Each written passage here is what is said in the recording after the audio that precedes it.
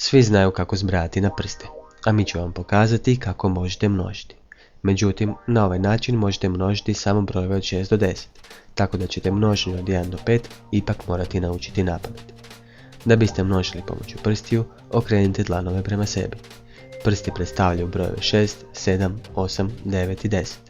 Ako želimo izračunati koliko je 6 puta 8, trebamo spojiti ta dva prsta te na tom mjestu zamisliti liniju. Prste iznad linije trebate pomnožiti, dakle prste lijeve ruke pomnožite sa prstima desne.